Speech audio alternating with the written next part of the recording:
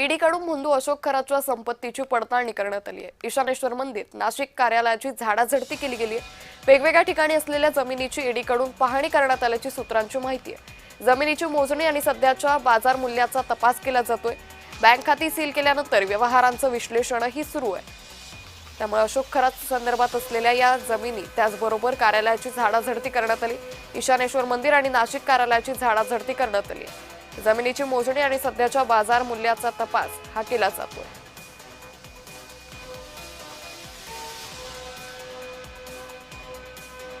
तर ईशानेश्वर मंदिर आणि नाशिक कार्यालयाची झाडाझडती केली जाते। या संदर्भात अधिक माहिती घेऊयात आमचे प्रतिनिधी।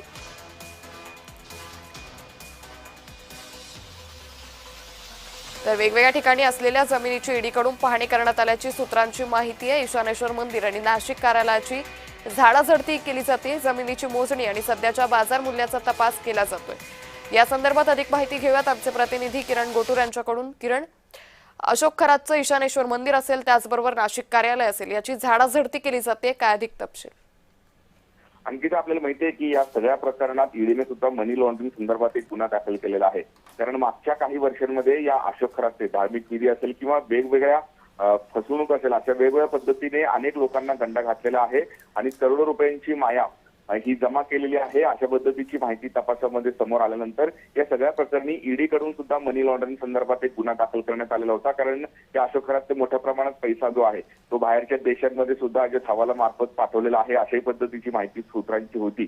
त्या सगळ्या अनुषंगाने ईडीने गुन्हा दाखल केल्यानंतर आता ईडीकडनं देखील हे सगळं तपास केला जातोय, अशा पद्धतीची माहिती सूत्रांनी दिलेली आहे। नाशिकमधले जे काही अशोक खरातचे प्रॉपर्टी आहेत किंवा नाशिकच्या बाहेर काही हे प्रॉपर्टी आहेत त्या संदर्भात ईडीकडनं माहिती घेतलं जात आहे आणि इतक्या मोठ्या प्रमाणात या अशोक खरातने हे संपूर्ण माया कशा पद्धतीने जमवलेलं आहे आणि काही ठिकाणी प्रॉपर्टीवरती वेगवेगळे पार्टनर जे ते अशोक खरातने घेतलेले आहे ते पार्टनर हे घेण्यामागचा उद्देश काय आहे त्याही संदर्भात ईडीकडनं चौकशी केली जात आहे। इतक्या मोठ्या प्रमाणात पैसा त्यांनी एकूणच कुणाच्या मदतीने बाहेर पाठवलेला आहे का किंवा कुणाच्या मदतीने हे सगळं प्रॉपर्टी जमा केलेली आहे का? कारण कालच आपण बघितलेलं आहे सोलापूर जिल्ह्यामध्ये सुद्धा जिथून शक्तीपीठ महामार्ग जात आहे त्याच परिसरामध्ये अशोक खरातने 11 एकर डीआयसी जागा खरेदी केलेली होती। अशा पद्धतीची जागा जी आहे अशोक खरातने वेगवेगळ्या ठिकाणी हे खरेदी केलेलं आहे।